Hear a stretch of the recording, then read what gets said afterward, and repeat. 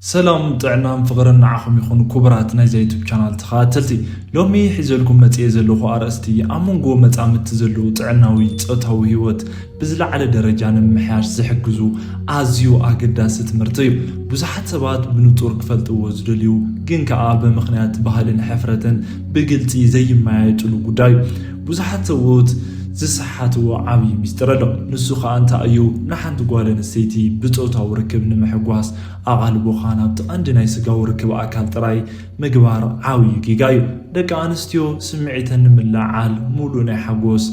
أورغانيزم نمبصحن ካብ ሰውት ንላዕሊ ኣካላዊ መቀራብ የለን ኣብ ኣካላት ደቂ ኣንስትዮ በኣዝዩ ቀሊል ስምዒት ዝለዓሉ ብነርቪ ዝሃብቶም ፍሉያት ቦታታት ኣለው እዞም ቦታታት እዚኣቶም ብሳይንሳዊ ኣፃዋዓ ኤሮጂኒስ ዞንስ ተባሂሎም ይፅውዑ ሎሚ እምበኣር ንሓንቲ ጓል ኣንስተይቲ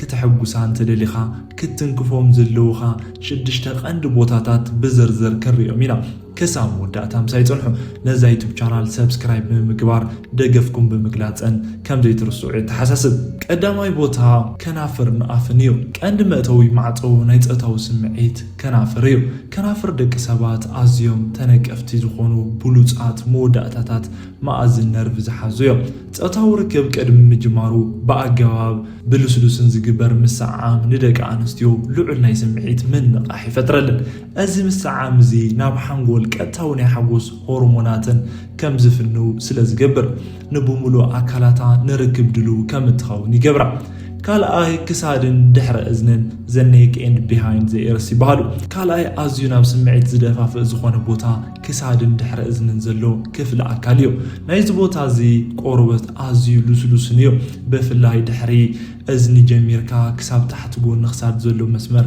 بطعمي ناو سمعيت زدفافيو ناز بوتا زي باطابع وي بلسلس متنكاف وي خا بخنافركا بمسعامن تنفاسكا خحلفو خلو اب اكالاتا فوري ناي سمعيت من نواط يفتر ازبوتا زي ندق انستيو قلطيفا سمعيتن نمكاو زدنا عملو سالساي بوتا طوبن ጫፍ طوبنيو بريستس اند نيبلس يبالو طوب ناي بولن ستيتي كالاي ጾታው አካል ተባሂሉ ኩሰዲ ካሊዮ በፍላይ እቲ ጫፍጡ ወይ ድማ ኒፕልስ አዝሉ ዕል ነርቭ ዝሓዘ ስለዝኾነ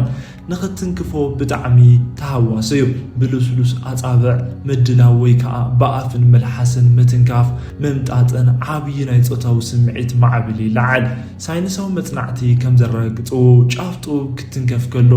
ኣብ ውሽጢ ማህፀን ደቂ ኣንስትዮ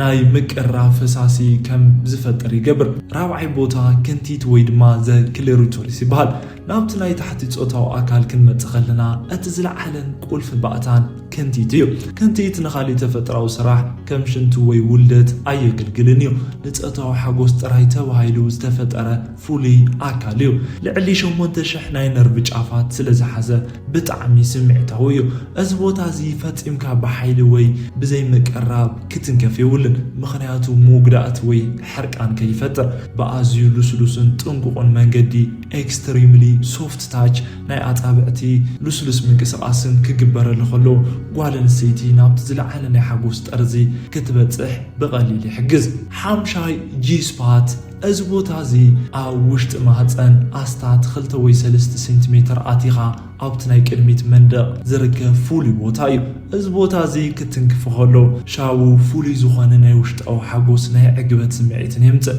ነዚ ቦታ እዚ ብግቡእ ምርዳእ ምትንካፍን ናይ ትርክብ ጽሬት ይዕብዮ ሻልሻይ ናይ ውሽጢ ዓንጋሪት እዩ ወይ ዘ ኢነር ታይት ይበሃል ብዙሓት ሰዎች ዘይግንዘብዎ ግን ከዓ ኣዝዩ ሓጋዝ ዝኾነ ቦታ ናይ ውሽጢ ዓንጋሪት ወይ ዘ ኢነር ታይት እዩ እዚ ቦታ እዚ ናብቲ ጾታው ኣካል ኣዝዩ ዝቐረበ ስለ ዝኾነ ምትንካፍ ንዓኣ ፍሉይ ናይ ምድላው ስምዒት ይባ ናብቲ ቀንዲ ኣካል ቅድሚ ምእታውካ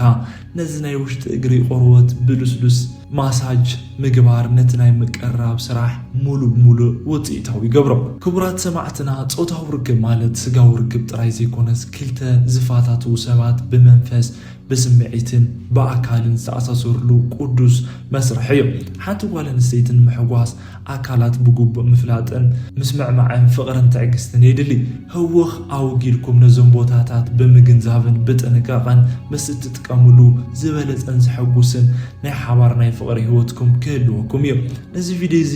ዝፈትኹም እንትኮንኩም ሼር ክትገብርዎ ቻናል ንምድጋፍ ላይክ ክትገብርዎ ከም እውን ዘለኩም ሓሳብ ወይ